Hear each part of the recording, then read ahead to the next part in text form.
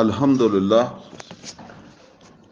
الحمدللہ وکفا والصلاة والسلام علی عبادہ الذین اصطفیٰ خصوصاً علی افضلہم وخاتم النبیین محمد الامین وعلی آلہ واصحابہ اجمعین. اعوذ باللہ من الشیطان الرجیم. بسم اللہ الرحمن الرحیم. قال اللہ عز وجل فی کتابہ الکریم. اعوذ باللہ من الشیطان الرجیم. بسم اللہ الرحمن الرحیم. وَمَن يَبْتَغِ غَيْرَ الْإِسْلَامِ دِينًا فَلَن يُقْبَلَ مِنْهُ وَهُوَ فِي الْآخِرَةِ مِنَ الْخَاسِرِينَ. كَيْفَ يَهْدِي اللَّهُ قَوْمًا كَفَرُوا بَعْدَ إِيمَانِهِمْ وَشَهِدُوا أَنَّ الرَّسُولَ حَقٌّ وَجَاءَهُمُ الْبَيِّنَاتُ وَاللَّهُ لَا يَهْدِي الْقَوْمَ الظَّالِمِينَ. أُولَئِكَ جَزَاؤُهُمْ أَنَّ عَلَيْهِمْ لَعْنَةَ اللَّهِ وَالْمَلَائِكَةِ وَالنَّاسِ أَجْمَعِينَ خَالِدِينَ فِيهَا لا يخفف عنهم العذاب ولا هم ينظرون إلا الذين تابوا من بعد ذلك وأصلحوا فإن الله غفور رحيم. إن الذين كفروا بعد إيمانهم ثم ازدادوا كفرا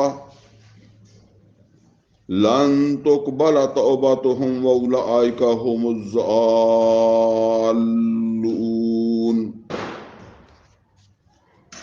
إن الذين كفروا وماتوا وهم كفار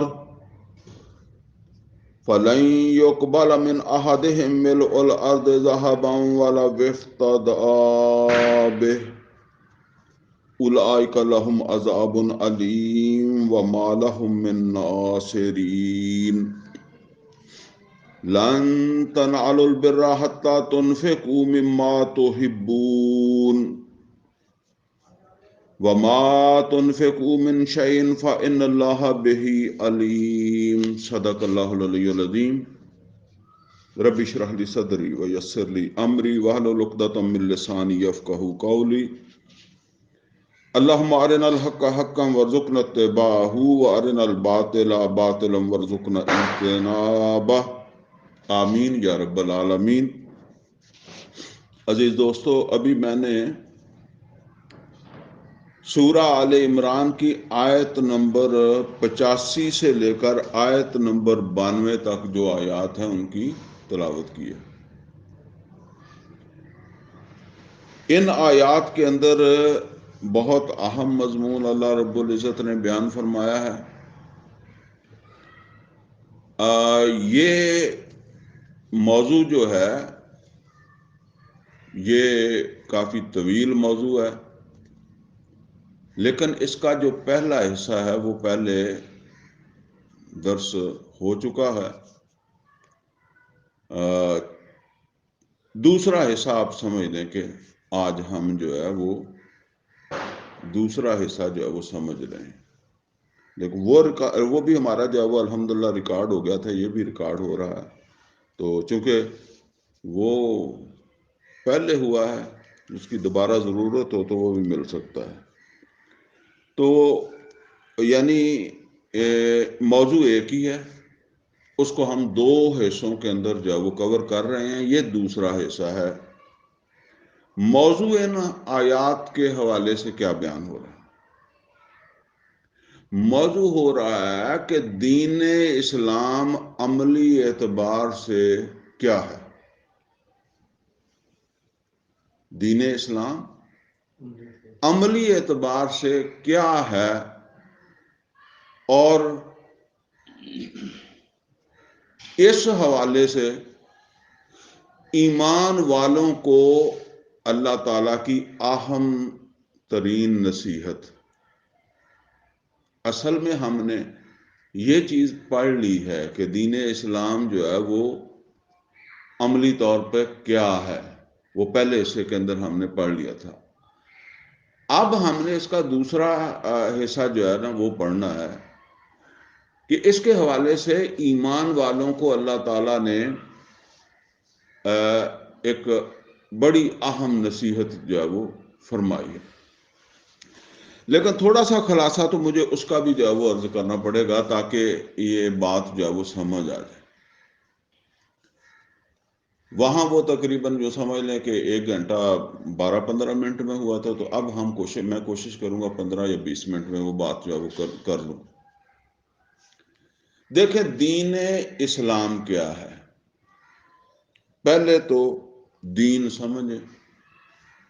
دین ہے ضابطہ حیات، نظام زندگی، انسانوں کے زندگی گزارنے کا ضابطہ جو ہے اس کو کہتے ہیں۔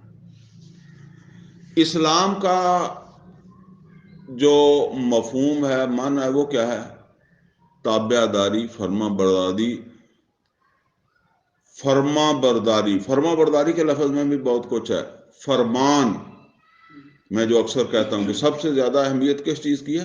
فرمان کی، اللہ کے فرمان کی، اللہ کے رسول کے فرمان کی۔ تو فرمان جاری ہوتا ہے اللہ کی طرف سے، اللہ کے رسول کی طرف سے، اسے حکم بھی کہتے ہیں، ٹھیک ہے نا؟ ایک ہوتا ہے حکم، ایک ہوتا ہے مشورہ، ٹھیک ہے؟ ایک ترغیب ہوتی ہے، یہ بالکل سیپریٹ چیز ہے۔ حکم، فرما برداری، اسلام، حکم کو ماننا، ٹھیک ہے نا؟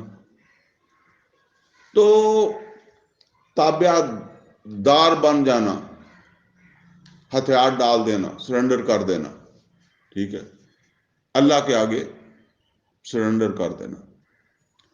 تو دین اسلام کا کیا مطلب ہے؟ دین اسلام کا مطلب یہ ہے کہ ایسا ضابطہ حیات جس میں اللہ کی نافرمانی نہ ہو، اللہ کی نافرمانی کو روکنے کا اہتمام ہو، اللہ تعالیٰ کی فرما برداری ہو، اور اللہ تعالیٰ کی فرما برداری کے لیے ماحول اور آسانیاں پیدا کرنے کا اس کے اندر جو ہے وہ ایک قانون ہو، ضابطہ ہو، اس پر عمل ہو رہا۔ تو یہ دین اسلام ہے۔ قرآن کریم میں اللہ تعالیٰ نے شروع میں بھی فرمایا ان الدین عند اللہ الاسلام، بے شک اللہ تعالیٰ کے ہاں تو دین جو ہے نا، یعنی ضابطہ حیات، وہی قابل قبول ہے، وہی پسندیدہ ہے جو مبنی بر اسلام ہو، ٹھیک ہے نا؟ جس میں اللہ تعالیٰ کی فرما برداری ہو، وہی قابل قبول ہے۔ اور نبی صلی اللہ علیہ وسلم کی حیات میں آپ دیکھیں کہ نبی صلی اللہ علیہ وسلم نے ایک فرض سے کام شروع کیا، اور اس دنیا سے آپ ایک حکمران کے طور پر رخصت ہوئے۔ یہ جو سسٹم قائم کیا، یہ جو نظام قائم کیا، اب یہ نظام جو ہے نا وہ اس بات کی گارنٹی ہے کہ اللہ کی نافرمانی نہ ہو، اور اللہ تعالیٰ کی فرما برداری کے لیے جو ہے وہ آسانیاں ہوں، سہولتیں ہوں۔ جیسے ہم کہتے ہیں گورنمنٹ نے کیا کیا جی، گورنمنٹ نے ہمیں سڑک بنا کر دی ہے،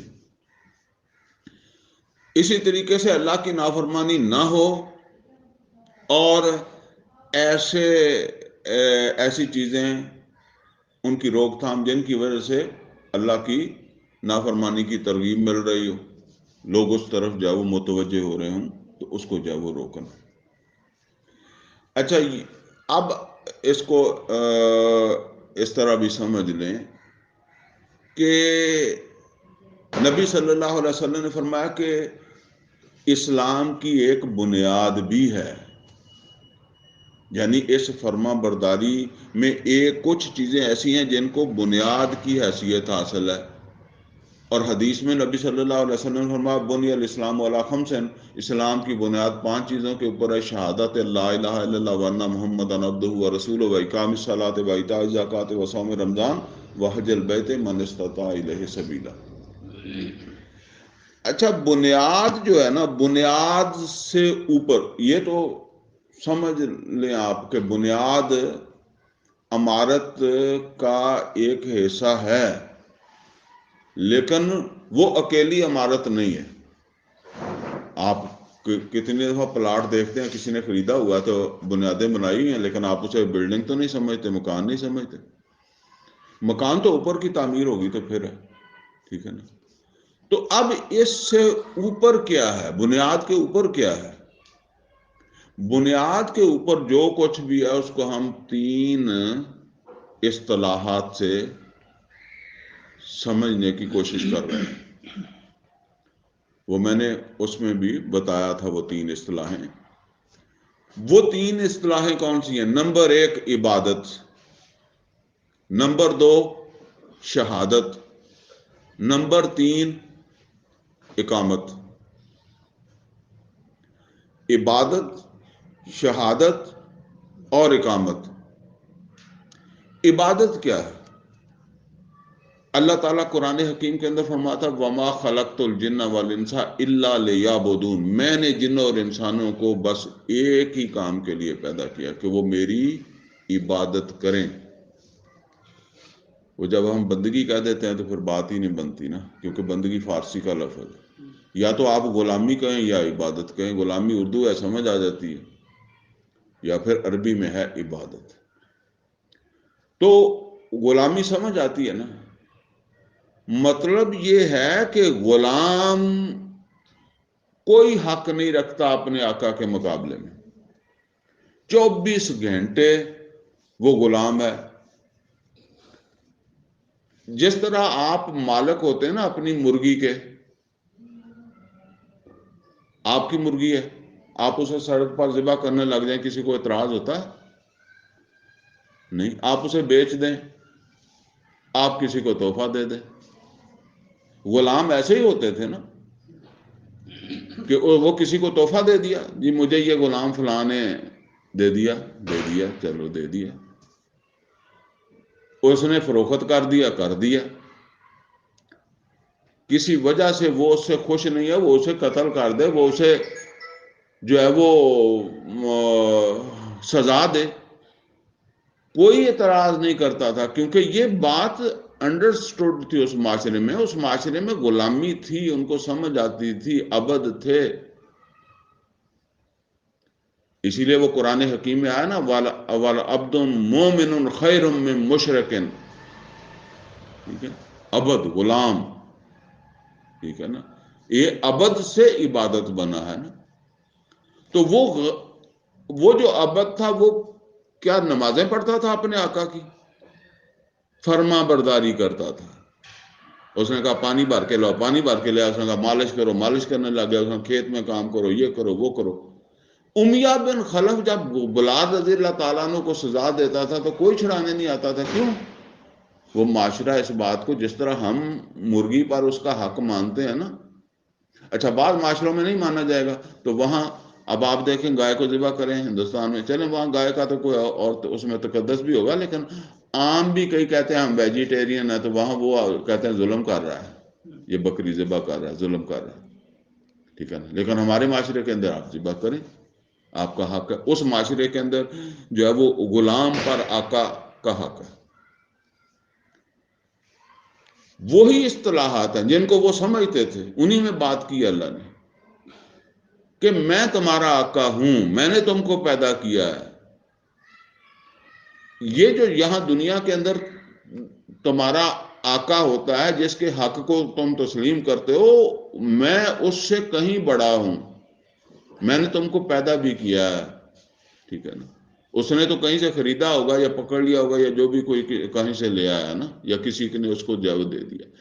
تو اپنی پوری زندگی اللہ تعالیٰ کی مرضی کے مطابق گزارنا. اگر آپ ایسا کریں تو کم از کم یہ تو ہم کہہ سکتے ہیں نا کہ جی میرے وجود پر تو حکمرانی اللہ کی ہے، ٹھیک ہے نا. اس عبادت کا کیا مطلب ہے؟ میرے وجود پر حکمرانی اللہ احکم الحاکمین کی ہے، اس کا نام عبادت ہے. آپ خواہ مسجد میں ہیں، آپ بازار میں، آپ دکان پہ، آپ کہیں بھی ہیں، اللہ کی مرضی کے مطابق جو کر رہے ہیں نا، اللہ کے حکم کو نظر انداز نہیں کر رہے۔ اچھا، دوسرا مرحلہ یا دوسری سٹیج یا دوسری اصطلاح کیا ہے؟ یعنی میں نے 3 اصطلاحات بتائی نا، یا اس کو 3 مرحلے کا نہیں، شہادت۔ شہادت کیا ہے؟ شہادت عام طور پر ہمارے ہاں جب بات کرو تو فوراً ذہنوں کے اندر تقریباً 99% لوگوں کے ذہن میں آتا ہے کہ یہ کسی جنگ کے موقع کے اوپر جو لوگ شہید ہو جاتے ہیں یا جان ہار دیتے ہیں نا، تو ان کے متعلق کوئی بات ہوگی۔ ایسا نہیں۔ شہادت، سارے نبی جو تھے وہ شہید تھے، خود محمد اور رسول اللہ صلی اللہ علیہ وسلم بھی۔ اور شہادت ہماری ذمہ داری ہے، ہم پر فرض ہے۔ فرض تو ادا کر کے جانا پڑتا ہے، فرض ادائیگی کے بغیر کیسے ہوتا ہے؟ ٹھیک ہے نا؟ بنی اسرائیل کا ذکر آیا، پہلا پورا سپارہ، لیکن ذکر کیسے آیا؟ ان کی خرابیوں کا، اور پھر ان کی سب سے بڑی خرابی یہ آئی کہ وَمَنْ أَظْلَمُ مِمَّنْ كَتَمَ شَهَادَةً عِندَهُ مِنَ اللَّهِ۔ اس سے بڑھ کر ظالم کون ہے جو شہادے کو چھپا رہا ہے؟ شہادہ کیا ہے؟ شہادہ کہتے ہیں سند کو۔ کبھی مولویوں کے اندر بیٹھے نا تو وہ کہتے ہیں اس کی سند کیا ہے، تو جب وہ پوچھتے ہیں اس کی سند کیا ہے تو ان کا کیا مطلب ہوتا ہے کہ قرآن کی کوئی دلیل یا حدیث کی کوئی دلیل۔ سند کا مطلب یہ ہوتا ہے، ٹھیک ہے نا؟ تو پھر سند کیا ہوئی؟ یہ ہے سند ہماری۔ ان کی سند کون سی تھی؟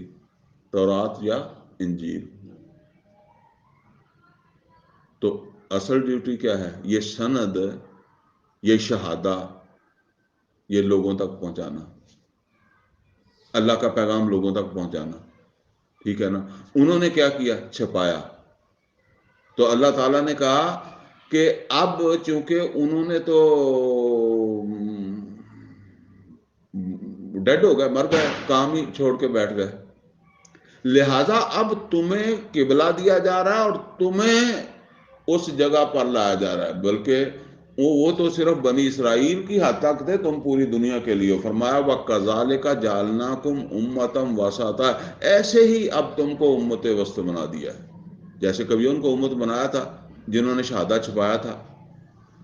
وَكَذَلِكَ جَعَلْنَاكُمْ أُمَّةً وَسَطًا، اب اسی طریقے سے ہم نے تم کو امت وسط بنا دیا، لِتَكُونُوا شُهَدَاءَ عَلَى النَّاسِ، شہداء شہید کی جمع ہے، تاکہ تم شہداء بن کر کھڑے ہو جاؤ، علی الناس، پوری نوع انسانی۔ وہ تو صرف بنی اسرائیل تک تھے، تم پوری نوع انسانی کے سامنے بطور شہداء کھڑے ہو جاؤ۔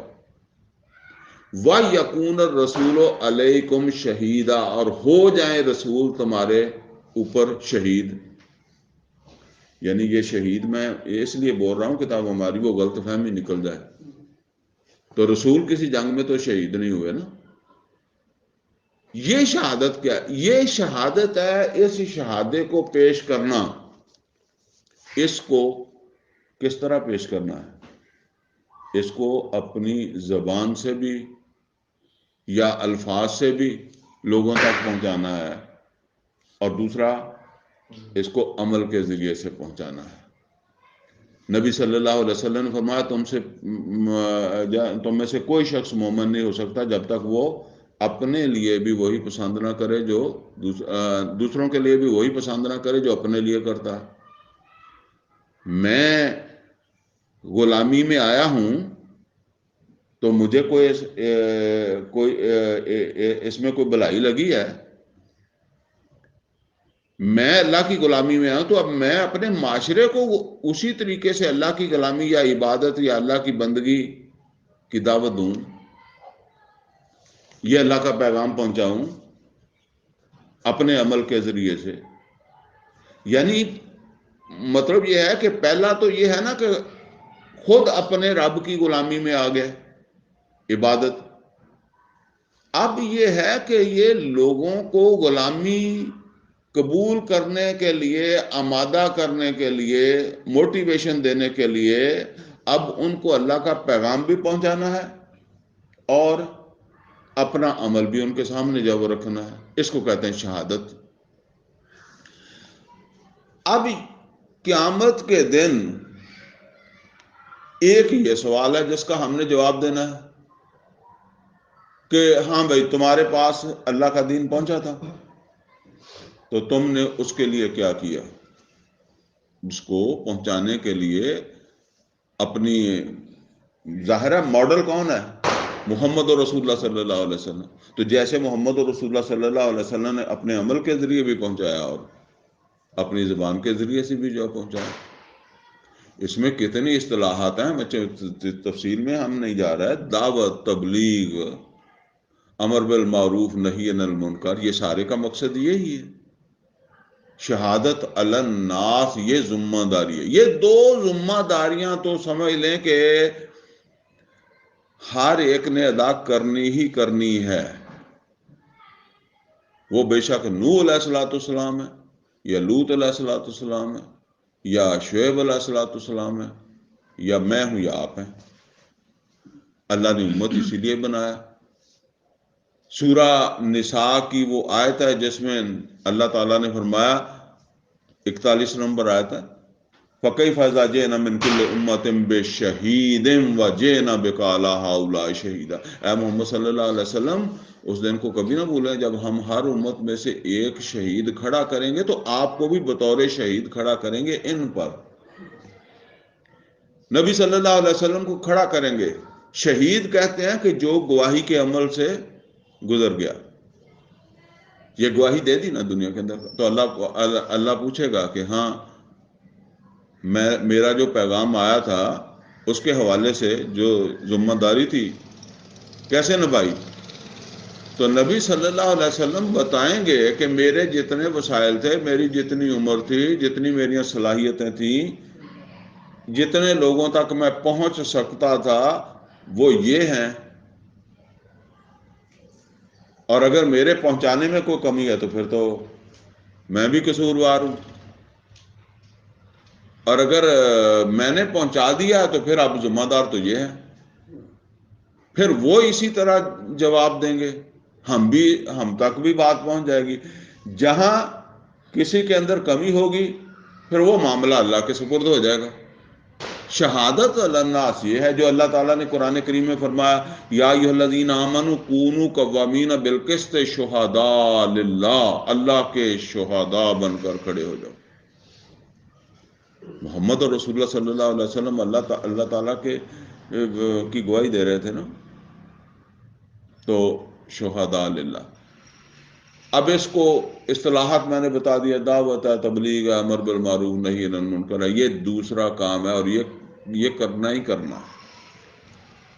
اس سے آگے کی بات یہ ہے کہ یا تو آپ یہ کام کر رہے ہیں شہادت علی الناس کا تو اس کے نتیجے میں آپ کے اثرات معاشرے پہ پڑ رہے ہیں یا نہیں پڑ رہے. اگر نہیں پڑھ رہے تو آپ یہ کرتے کرتے مر جائیں، بس بات ختم ہے. جس طرح نوح علیہ السلام، شعیب علیہ السلام، اور ٹھیک ہے نا، اس سے مفر نہیں ہے چھوڑ کے ایک طرف ہو جائے، نہیں، کرتے کرتے حساب اللہ نے لینا ہے کہ یہ آدمی کر کتنا سکتا تھا اور اس نے کیا کتنا ہے، اس کو صلاحیتیں کتنے دی تھی اور اس نے اس کام میں استعمال کتنی کی ہیں، اس کو وقت کتنا دیا تھا اور اس نے اس کام میں لگایا کتنا. یہ اس نے حساب لینا اور کسی بندے نے نہیں لینا. دوسری بات کیا ہے؟ دوسری بات ہاں یہ اس میں ہے کہ آپ نے پوری وہ فرمایا نا، ادعو الی سبیل ربک بالحکمۃ والموعظۃ الحسنہ وجادلھم باللتی ہی احسن. آپ نے کھیت میں جب جا کر کاشت کرتے ہیں تو صرف اس لیے کاشت نہیں کرتے کہ یار میں الٹا سیدھا ہل چلا دیتا ہوں، وہ کہندا مالی دا کام پانی دینا تے پر مشکاں پاوے، خالق دا کام پھل پھول لانا تے لاوے یا نہ لاوے، بلکہ پورا اہتمام کردا کہ اگے. ٹھیک ہے نا. تو آپ نے جو شہادت علی الناس کا کام کرنا ہے نا، تو آپ کا مقصد یہی ہونا چاہیے کہ اس کے اثرات معاشرے پر پڑیں. جس طرح ایک دکاندار دکان بناتا ہے نا تو اس کی کوشش تو ہوتی ہے نا کہ گاہک کو میں اٹریکٹ کروں، ٹھیک ہے نا. وہ ساری حکمت، موعظۃ الحسنہ اور اچھا مجادلہ سورہ نحل کی آیت والا وہ استعمال کر کے کوشش کریں. نوح علیہ الصلوۃ والسلام کہتے ہیں میں نے رات کو بھی، دن کو بھی، دوپہر کو بھی، شام کو بھی، مجمع میں بھی، اکیلے اکیلے سب کو کوشش کر دیکھی ہے. تو جو ہے نا وہ اب اگر اس معاشرے میں سے آپ کو رسپانس مل جاتا ہے، معاشرہ اس دعوت کو قبول کر لیتا ہے، ظاہر ہے کوئی نہ کوئی 100% تو ہوتا ہی نہیں ہے. وہ تو مکہ میں بھی عرب میں بھی نہیں ہوئے تھے. ایک ایسی تعداد جس کو آپ سمجھتے ہیں کہ اس کے ذریعے سے ہم تیسرے مرحلے میں جا سکتے ہیں. تو تیسرا مرحلہ کیا ہے؟ اقامت، عبادت، شہادت اور اقامت. اور وہ اقامت کا کیا مطلب ہے؟ اقامت کا مطلب یہ ہے کہ ایک ایسا نظام وجود میں لے آنا جسے ہم کہتے ہیں اللہ کی حکمرانی. اسے قرآن میں کہا گیا اقیم الدین، دین کا قائم ہو جانا. اس کا کیا مقصد ہے؟ اس کا مقصد یہ ہے کہ جن اللہ تعالیٰ کے احکامات کے اوپر تم عمل نہیں کر سکتے تھے نا، اب اس سسٹم کے اندر جو ہے وہ یہ صلاحیت ہے کہ اب اس پر عمل ہوگا. اللہ تعالیٰ کا مطالبہ تو ہر حکم کو ماننے کا یا آدھے حکموں کو ماننے کا؟ سارے کو. تو دیکھیں نا اللہ تعالیٰ نے حکم دیا ہے وَلَا تَقْرَبُوا الزِّنَا، زنا کے قریب نہ جاؤ. اس پر تو عمل ہو سکتا ہے. لیکن جو دوسرا حکم ہے جو سورہ نور میں آیا آغاز میں، الزانیۃ والزانی فاجلدوا کل واحد منہما مئۃ جلدہ، تو نبی صلی اللہ علیہ وسلم نے تو شادی شدہ کو سنسار بھی کیا. اس حکم کے اوپر عمل ہو سکتا ہے؟ کوئی مولوی بڑے سے بڑا، کوئی مفتی، کوئی بڑا پیر، کوئی ولی اللہ جس نے اس کے اوپر عمل کیا ہو کیوں نہیں کر سکتا؟ کر ہی نہیں سکتا سسٹم کے بغیر. مکہ میں محمد اور رسول اللہ صلی اللہ علیہ وسلم ظلم نہیں روک سکے. بلال رضی اللہ تعالیٰ عنہ پہ ہو رہا تھا نا، خباب بن ارت رضی اللہ تعالیٰ عنہ پہ ہو رہا تھا، نہیں روک سکے. لیکن جدوجہد جاری رکھی ہے یہاں تک کہ جب نظام قائم ہو گیا تو پھر یہ مثالیں ملی ہیں. اللہ نے قرآن کریم میں کیا فرمایا؟ ان اللہ لا یحب الظالمین. محمد اور رسول اللہ صلی اللہ علیہ وسلم نے ظالم اور ظلم کا خاتمہ کر دیا، لیکن مکہ میں تو نہیں ہو سکا تھا. وہ تو آپ کی آنکھوں کے سامنے آپ کے ساتھیوں کے اوپر ظلم ہو رہا تھا. ٹھیک ہے نا. اللہ کے سارے حکموں پر عمل ہو ہی نہیں سکتا سسٹم کے بغیر. وہ تو ایک معذرت ہے کہ جی ہم کرتے رہے ہیں لیکن یہ ہمارے بس سے باہر تھا. یہ اللہ کے سامنے جواب تو دینا ہے نا. افتؤمنون ببعض الکتاب وتکفرون ببعض فما جزاء من یفعل ذلک منکم الا خزی فی الحیاۃ الدنیا ویوم القیامۃ یردون الی اشد العذاب وما اللہ بغافل عما تعملون. سورہ بقرہ 85 نمبر آیت ہے کہ تم اللہ کے ایک حکم کو مانتے ایک کو نہیں مانتے. اللہ پوچھے گا بھائی ٹھیک ہے تو نے زنا تو نہیں کیا، تو میں نے تو یہ کہا تھا کہ زانیۃ والزانی فاجلدوا کل واحد منہما مئۃ جلدہ. تو آپ کیا جواب دیں گے؟ میں کیا دوں گا؟ آپ کیا دیں گے کہ میں نے تو بڑا زور مارا. تو اللہ کو معلوم ہے کتنا زور مارا، ایمی کردہ کہ واقعہ زور مارا. ٹھیک ہے نا. یہ معذرت بنے گی. وہ جو مچھلی والوں کا واقعہ ہے نا، تو وہ کہتے ہیں جی وہ مچھلی پکڑ رہے ہیں تو چل کے روکتے ہیں، تو ان کو دوسرے کہتے ہیں چھڈو یار، ان کو روز ہی روک دیکھا ہے نہیں رکتے. تو انہوں نے کہا چلو ہمیں کیا پتا، شاید سمجھ جائیں یا پھر ہم معذرت لا ربکم، تواڈے رب دے کول کوئی معذرت کر سکیں گے، عذر کر سکیں گے. جی ہم نے تو کیا، تو کوشش تو کی ہے نا. تو اس کے بغیر نہیں ہوتا. سود صرف یہ نہیں ہے کہ میں سود نہیں لے رہا. اللہ قرآن میں کہتا ہے یمحق اللہ الربا، اللہ سود کو مٹاتا ہے. اور محمد اور رسول اللہ صلی اللہ علیہ وسلم نے معاشرے میں سے سود ختم کیا ہے، اور یہ سسٹم کے بغیر نہیں ہوتا. اس سسٹم کا پھر یہ کام ہوگا، اس نظام کا یہ کام ہوگا کہ وہ پھر جن پر یہ افراد یا جماعتیں بھی جماعتیں کر سکتی ہیں، کوئی جماعت اسلامی کر لے یا تبلیغی جماعت کر لے یا دوسری کر لے، ہم کیسے سود کو ختم کر لیں؟ ٹھیک ہے نا؟ تو جو کام وہ نہیں کر سکتے وہ سسٹم کرے گا. ٹھیک ہے.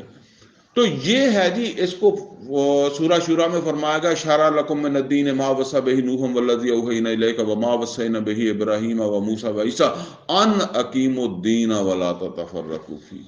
دین کو قائم کرو، یہ ہے دین کا قیام، اقامت دین، اقامت جسے میں نے کہا. اور اس کی اہمیت سمجھ لیں. سورہ مائدہ میں آیت نمبر 68 آیت، اس میں اہل کتاب کے بارے میں فرمایا. اہل کتاب نے دیکھی تھی نا سلطنتیں، داود علیہ السلام کی، سلیمان علیہ السلام کی، طالوت کی، اللہ کی حکمرانی قائم تھی نا.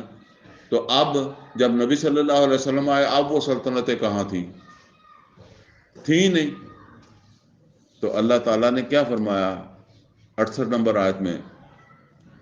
فرمایا یا اہل الکتاب، اہل کتاب، لستم علی شیء حتی تقیموا التوراۃ والانجیل وما انزل الیکم من ربکم. تمہاری کوئی حیثیت نہیں ہے جب تک کہ تم قائم نہ کرو تقیموا التوراۃ والانجیل، تورات اور انجیل کو. تو ہم قرآن کو قائم کیے بغیر کوئی حیثیت ہماری ہو سکتی ہے؟ اسی طریقے سے 66 نمبر آیت سورہ مائدہ کی، اس میں فرمایا وَلَوْ أَنَّهُمْ، یعنی اہل کتاب، وَلَوْ أَنَّهُمْ أَقَامُوا التَّوْرَاةَ وَالْإِنْجِيلَ وَمَا أُنزِلَ إِلَيْهِم مِّن رَّبِّهِمْ لَأَكَلُوا مِن فَوْقِهِمْ وَمِن تَحْتِ أَرْجُلِهِمْ. تو اللہ اتنا رزق دیتا، زمین سے بھی دیتا، آسمان سے بھی دیتا، اگر یہ قائم کرتے تورات اور انجیل کو. تو ہمیں بھی یہ قرآن جو ہے اس کا نظام قائم کر کے دیا محمد رسول اللہ صلی اللہ علیہ وسلم نے. تو یہ جی اب باقی تفصیل سے تو پھر وہ بات ہو کہ یہ 3 سمجھ لیں کہ منزلیں ہیں بنیاد کے اوپر، یا 3 مرحلے ہیں. تو یہ تینوں سطحوں کے اوپر اللہ کی فرما برداری. عبادت کی سطح تک میں فرما بردار بن گیا، ٹھیک ہے نا. اور شہادت کی سطح کے اوپر معاشرے کو فرما بردار بنانے کی کوشش ہو رہی. جو بھی ایمان لا رہا ہے وہ اس کام میں لگ رہا ہے نا. تو معاشرے کو جو ہے وہ کوشش ہے. اور اقامت کی سطح کے اوپر پورا معاشرہ جو ہے نا، اصل میں امر بالمعروف نہی عن المنکر یہاں صحیح معنوں میں ہوتا ہے. امر جو ہے وہ حکم کون دے سکتا ہے؟ جس کے پاس حکومت ہوتی ہے، پاما گاردی ہوئے، ٹھیک ہے نا. جس کے پاس پاور ہوتی ہے وہ حکم دے سکتا ہے، روک بھی وہی سکتا ہے، ٹھیک ہے نا. تو یہ اصل کے اندر جو ہے نا، یہ ہے دین کا قیام، جس کی کوشش ذمہ داری ایمان والوں پر ہے. نبی صلی اللہ علیہ وسلم نے فرمایا کہ قیامت سے پہلے یہ دین اسی طرح پوری زمین کے اوپر قائم ہو جائے گا جس طرح عرب میں نبی صلی اللہ علیہ وسلم نے قائم کر کے دیا. اب آ جائیں جی ان آیات کی طرف. بہت اہم آیات ہیں، پوری توجہ کے ساتھ ان کو جو ہے وہ سن لیں. بڑی سخت تنبیہ ہے. اللہ تعالیٰ نے فرمایا وَمَن يَبْتَغِي غَيْرَ الْإِسْلَامِ دِينًا فَلَن يُقْبَلَ مِنْهُ. وَمَن يَبْتَغِي، جو کوئی بھی ابتدا، یبتغی پسند کرنا، چاہنا، کس چیز کو پسند کرنا؟ وَمَن يَبْتَغِي غَيْرَ الْإِسْلَامِ دِينًا، وہ پسند کر لے گا ایسے دین کو جو غیر اسلام ہوگا، اسلام پر مبنی نہیں ہوگا، یعنی اسلام اس میں سے نکل چکا ہوگا. اب وہ کسی طاغوت کا بھی ہو سکتا ہے، وہ کسی پرویز مشرف کا بھی ہو سکتا ہے، وہ کسی نواز شریف کا ہو سکتا ہے، وہ کسی عمران خان کا ہو سکتا ہے، وہ کسی مودی کا ہو سکتا ہے. اگر اس میں سے اسلام نکل گیا، اللہ کی اور اللہ کی فرما برداری ادھوری نہیں ہے. کوئی بات اللہ کی مان کر کہہ دیا کہ بس یہ اللہ کی بھی تو مانتے ہی ہیں نا. غیر مشروط اللہ کی بات ماننی ہے حکمران نے، اللہ کی اس کے رسول صلی اللہ علیہ وسلم، جو واضح حکم ہے اس کو تو وہ توڑتا ہے تو وہ بھی مجرم ہے. تو فرمایا کہ وَمَن، اچھا اب ہمارے جیسا آدمی ایک ایسے نظام کے تحت زندگی گزار ہے جو غیر اسلام ہے، اور کوئی پوچھتا ہے کہ بھئی تم نے اس کو پسند کر لیا، وہ کہتا ہے نہیں میں پسند تو نہیں کیتا. تو میں عرض کیا کرتا ہوں کہ پسند کا مطلب یہ نہیں ہے، آپ تو کبھی بھی نہیں مانیں گے کہ میں نے پسند نہیں کیا. مسئلہ یہ ہے جی کہ اگر کوئی آوارہ کتا پھرتا پھرتا بیمار رات کو آ کر آپ کے دروازے پہ مر جائے تو گلی صاف کرنا کس کا کام ہے؟ بلدیہ کا کام ہے. تو بلدیہ والے تو پاکستان میں نہیں آتے ہیں. تو اب آپ کے لیے یہ مسئلہ ہے، آپ کہیں کہ جی میرا تو ویسے ہی کام نہیں ہے، میں کیوں اٹھاؤں، دروازے پہ میرے پڑا میں کیوں اٹھاؤں. ٹھیک ہے، اب اس میں ایک صورت ہے کہ اگر آپ کے زبان سے کہنے کی ضرورت ہی نہیں ہے، اگر آپ اس کو اٹھا کر پھینکنے کی کوشش کر رہے ہیں نا تو آپ اس کو ناپسند کر رہے ہیں. تو اگر آپ نے اس کو پھلانگ کر گزر گئے تو آپ نے اس کو ایکسیپٹ کر لیا، اس کے ساتھ سازگاری اختیار کر لی، چلو یہ بھی رہے ایسے بھی رہنے ہیں، ٹھیک ہے نا، ساڈا بھی راہ ادھا بن جائے گا، ٹھیک ہے نا. یہ ہے. جبکہ اللہ نے کیا فرمایا؟ اللہ تعالیٰ نے فرمایا وَمَن يَكْفُرْ بِالطَّاغُوتِ وَيُؤْمِن بِاللَّهِ فَقَدِ اسْتَمْسَكَ بِالْعُرْوَةِ الْوُثْقَىٰ، جو طاغوت کا کفر کرے گا پھر اللہ کے اوپر ایمان لائے گا، وہ ہے جس کا ہاتھ مضبوط کنڈے کو پڑا. تو فرمایا کہ وَمَن يَبْتَغِي غَيْرَ الْإِسْلَامِ دِينًا فَلَن يُقْبَلَ مِنْهُ، تو کوئی عذر اللہ قبول نہیں کرے گا اس کا. وہ اب آپ جس طرح ہم عذر کرتے ہیں جی میرے تو بچے ہی بہت تھے، میری تو دکان بہت چلتی تھی، میں دکان سے ہی ٹائم نہیں نکال سکا، میں نوکری سے ٹائم نہیں نکال سکا، میں یہ کرتا رہا، میں وہ کرتا رہا، ٹھیک ہے نا. تو یہ مسئلے مسائل سارے نبی صلی اللہ علیہ وسلم کے ساتھ تھے، صحابہ کے ساتھ تھے، ٹھیک ہے نا.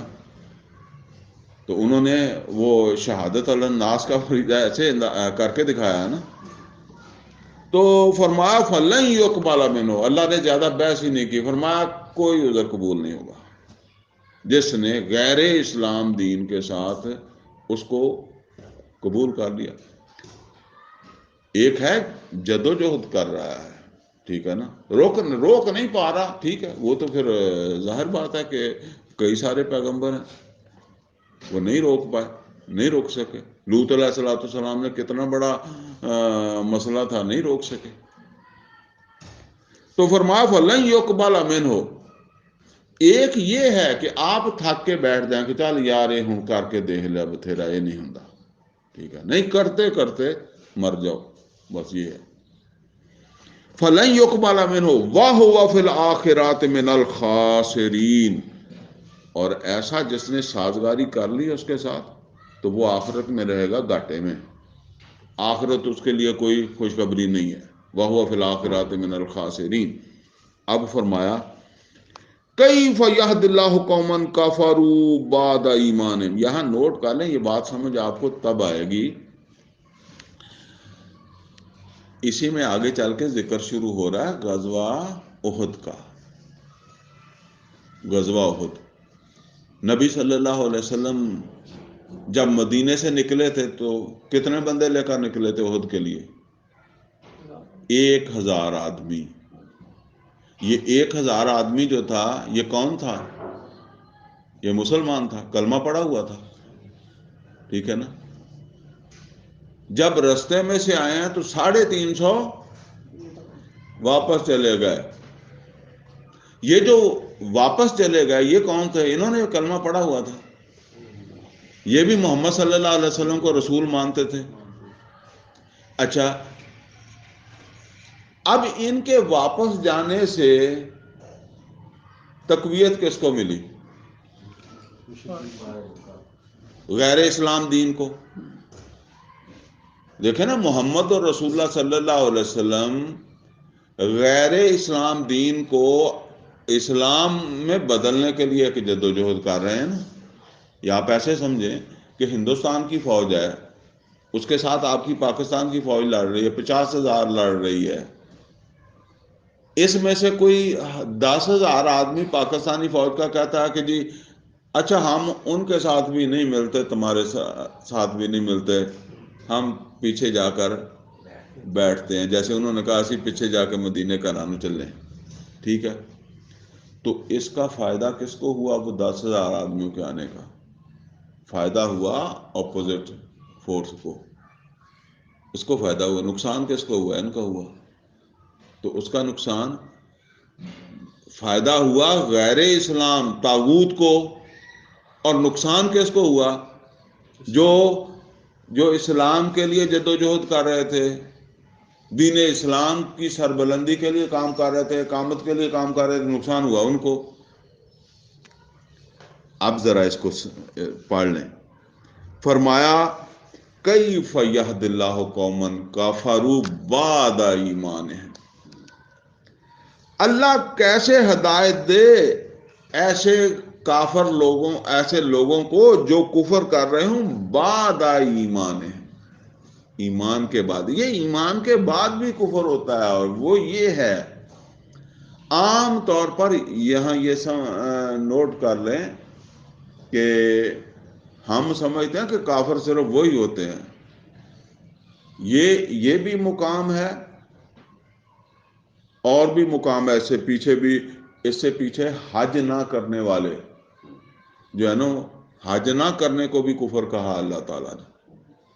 وہاں فرمایا نا اللہ وَعَلَى عَلَى النَّاسِ حَجُّ الْبَيْتِ مَنِ اسْتَطَاعَ إِلَيْهِ سَبِيلًا وَمَنْ كَفَرَ، جو حج نہیں کرے گا. ٹھیک ہے نا. تو اسی طرح سورہ لقمان میں کیا آیا؟ لقمان میں آیا ناشکری کو کفر کہا گیا. یہاں اب پھر اس طرز عمل کو کفر کہا گیا. ٹھیک ہے نا.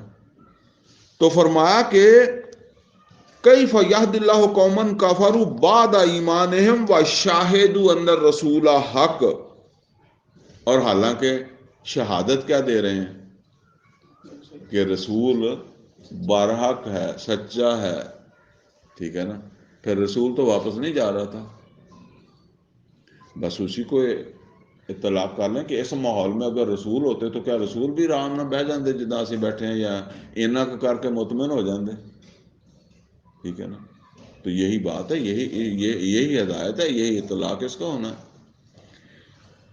فرمایا کیف یہد اللہ قوما کفروا بعد ایمانہم وشاہدوا ان الرسول حق وجاءہم البینات، اور ان کے پاس واضح ہدایت ہو، واضح نشانیاں ہوں، واضح رسول صلی اللہ علیہ وسلم کا عمل ہو. ٹھیک ہے. تو وہ تو میں کہا کرتا ہوں کہ صرف نماز روزہ کر کے بنیاد پہ بھی پورے نہیں آندے سیدھا. واللہ لا یہدی القوم الظالمین، یہ کلمہ پڑھے ہوئے، یہ شہادتیں دینے والے ظالم ہیں.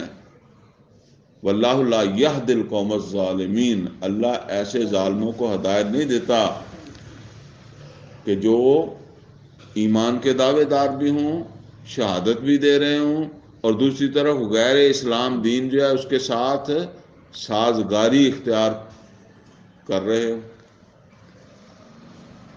آگے فرمایا، آگے اولئک جزاؤہم ان علیہم لعنۃ اللہ والملائکۃ والناس اجمعین، ان سازگاری اختیار کر لینے والوں کی جزا تو یہ ہے کہ ان کے اوپر لعنت ہو اللہ کی، اس کے فرشتوں کی، والناس اجمعین، اور تمام انسانوں کی، خالدین فیہا، اور رہیں اس میں ہمیشہ، لا یخفف عنہم العذاب ولا هم ینظرون، اور اللہ ذرا نرمی نہ کرے جب ان کو عذاب دے، نہ کوئی اس میں ڈیل دے، کوئی مہلت ڈیل ان کو اللہ نہ دے، ترس نہ کھائے. جیسے کہتے ہیں نا کہ اس کے اوپر تو ترس کرنا ہی نہیں چاہیے.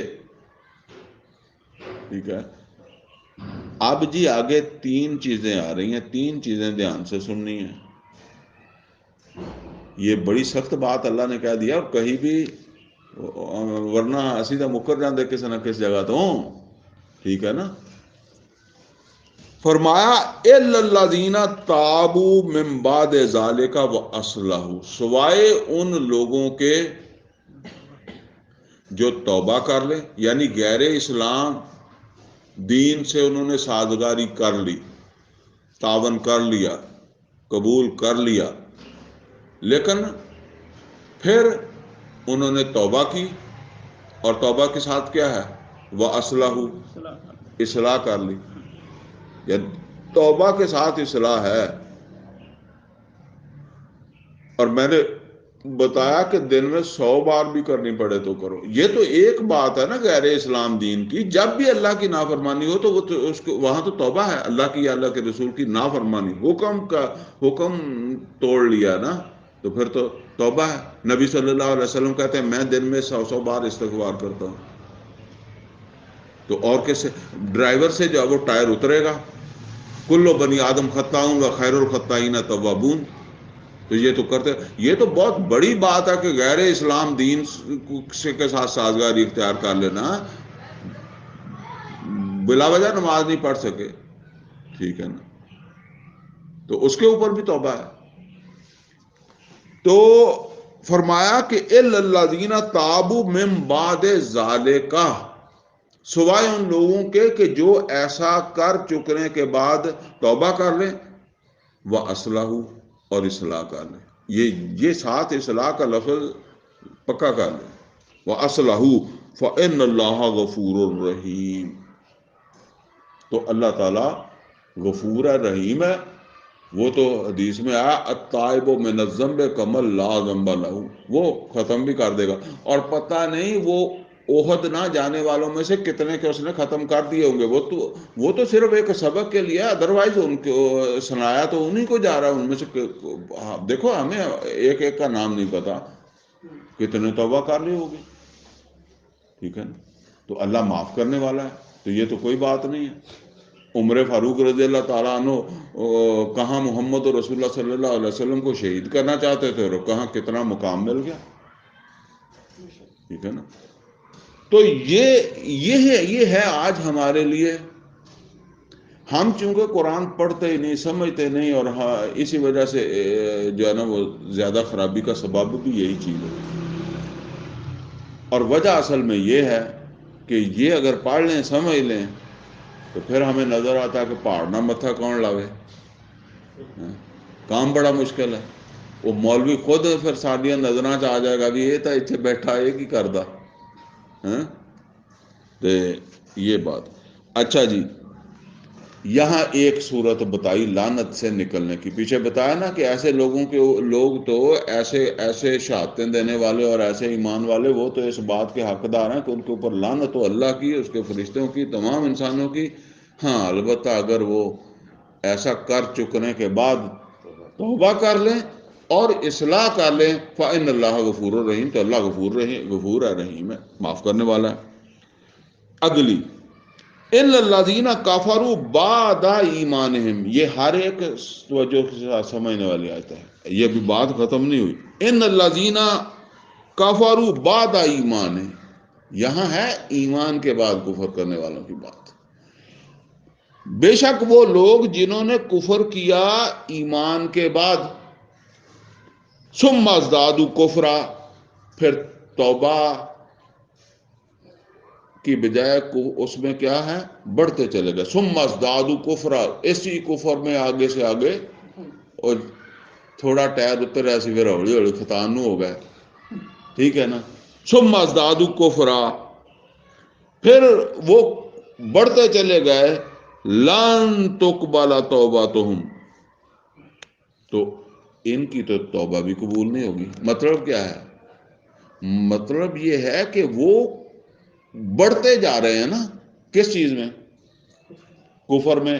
وہ غیر اسلام دین جو ہے اس کے ساتھ سازگاری سے توبہ نہیں کر رہے. توبہ پیچھے ہم نے پڑھی ہے، توبہ میں دو چیزیں ہیں، ایک توبہ ہے، دوسری اصلاح ہے.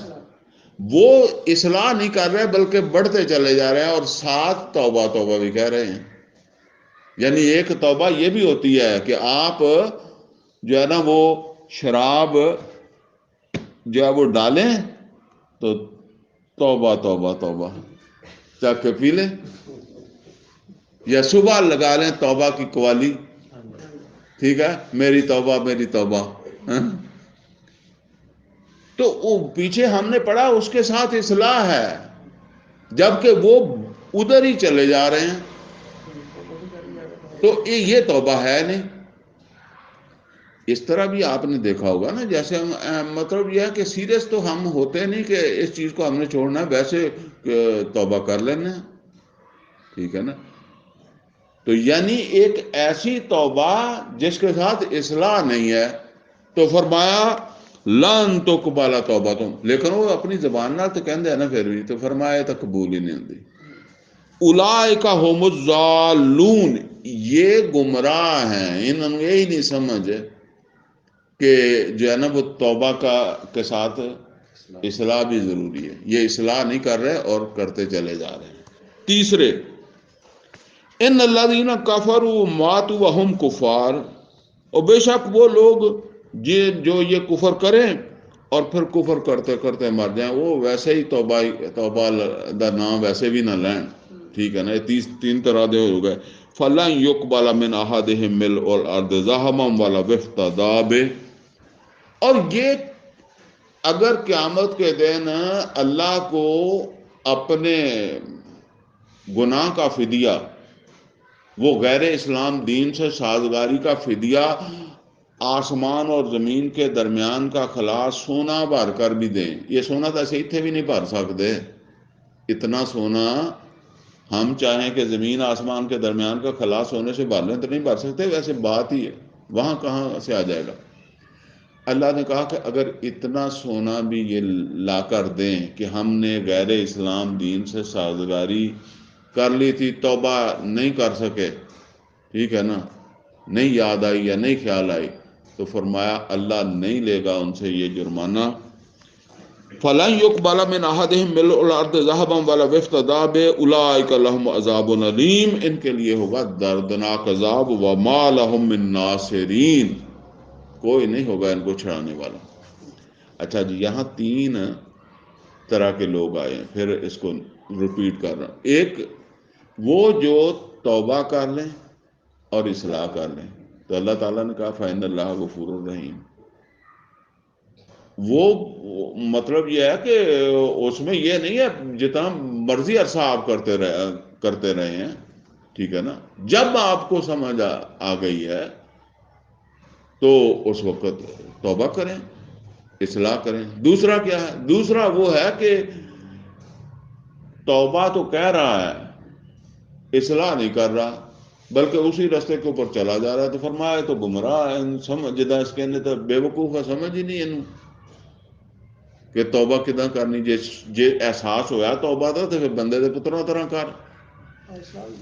اور تیسرے وہ ہے کہ جس نے نام کی توبہ بھی نہیں کی تھی، چلا گیا، چلتا گیا. تو فرمایا کہ قیامت کے دن مطلب چلتا کدھر گیا؟ دنیا کی طرف، ٹھیک ہے نا. دنیا وہ اصل میں یہ بات بتائی ہے کہ جتنا مرضی تو نے جمع کر لیا نا یہ بیکار ہے. اللہ کو تو اگر اتنا بھی دے گا تو وہ بھی نہیں اللہ قبول کرے گا. یعنی بعض اوقات یہ ہوں نا کہ جی دیکھیں جی میں نے جو کمایا وہ آپ لے مجھے تو چھوڑ دینا. یعنی میں نے ایک غلط کام کیا، اس کام سے جو فائدہ میں نے لیا میں پکڑنے والے کو دے دیتا ہوں، چل جی چھوڑ لیں. پولیس والا آ گیا، اس کو کہا جی میں پیسے چوری کیتے سی، تسی رکھ لو، میں نے جان دو. تو اللہ تعالیٰ نے فرمایا کہ زمین و آسمان کے درمیان کا خلا بھر کر بھی دے گا تو قبول نہیں ہوگا. اب آخری آیت ہے اور توجہ سے اس کو سن لیں. اگر سمجھ آ گئی ہے کہ میری ذمہ داری کیا ہے، اللہ کے دین کو سربلند کرنا، اللہ کے دین کو قائم کرنا. اصل میں کہہ دیتے ہیں ہمیں بھی اس بولتے وقت کئی دفعہ دھیان نہیں رہتا. اصل میں ہمارا کام جد و جہد کرنا ہے، ٹھیک ہے نا. اس کو جد و جہد کامیاب ہوتی ہے نہیں ہوتی یہ تو اب اللہ کے معلوم ہے. اس کو صحیح طریقے سے کرنا یہ ہمارا کام ہے. بھئی میں آپ کے سامنے درس دے رہا ہوں تو میری کوشش یہ ہونی چاہیے نا کہ میں بات ایسے کروں کہ ہر بندے کو سمجھ آ جائے، ٹھیک ہے نا، پھر ہی فائدہ ہے نا کوئی. تو کام کوئی بھی ہو آپ کرنے والے نے تو ایسے ہی کرنا ہے کہ اس کا فروٹ نکلے، اس کا نتیجہ نکلے. نہیں نکلتا تو پھر بھی نہیں نکلتا، بندہ کیا کرے. اب فرمایا کہ اگر سمجھ آ گئی ہے کہ غیر اسلام دین جو ہے اس کے ساتھ سازگاری سے برداشت کرنا یہ بہت بڑا نقصان ہے، تو پھر اب اتنی بڑی نیکی، اتنا بڑا نیکی کا کام، اس کے لیے قربانی کے لیے تیار ہو جاؤ. قربانی کے بغیر نہیں ہوتا. فرمایا لن تنالوا البر حتی تنفقوا مما تحبون. تمہاری محبتیں، یہ محبتیں جو ہے وہ کہا نا کل کان ان کان آباؤکم و ابناؤکم و اخوانکم و ازواجکم و عشیرتکم و اموال اقترفتموها و تجارت تخشون کسادها و مساکن ترضونها احب الیکم من اللہ و رسولہ. یہ ساری محبتیں ہی ہیں نا. تو مطلب یہ ہے کہ اپنی محبتوں کی قربانی کے بغیر تم نیکی کو نہیں پہنچ سکتے. یہ کام قربانی کے بغیر نہیں ہو سکتا. محمد رسول اللہ صلی اللہ علیہ وسلم نے بھی دی، ابراہیم علیہ السلام نے بھی دی، ہم نے پیچھے پڑھا، ٹھیک ہے نا. لن تنالوا البر حتی تنفقوا مما تحبون. جو تمہیں محبوب ہے، جو تمہیں پسند ہے، وہ جب تک تم اس کی قربانی نہیں دو گے اس وقت تک تم نہیں پہنچ سکتے. یہ کام تم نہیں کر سکتے. وما تنفقوا من شیء فإن اللہ بہ علیم. لیکن فرمایا دیکھو اس رستے پر تم جو بھی خرچ کرو گے تو تمہیں پریشان ہونے کی ضرورت نہیں ہے کہ اس کو کسی نے دیکھا نہیں ہے، کسی نے اپریشیٹ نہیں کیا. میں درس دیتا ہوں، میرے ذہن میں آ جا کہ یار کسی نے، میں بھی ثناء اللہ صاحب بیٹھے تھے، مجھے امید یہ تھی کہ یہ اکیلے ہی بیٹھیں گے اور میں نے اتنا ہی درس دینا تھا. یہ میں نے ان کو پہلے بتا دیا تھا کہ میں درس آپ کو پورا ہی دوں گا، بے شک آپ آج اکیلے ہی ہوئے تھے، ٹھیک ہے نا.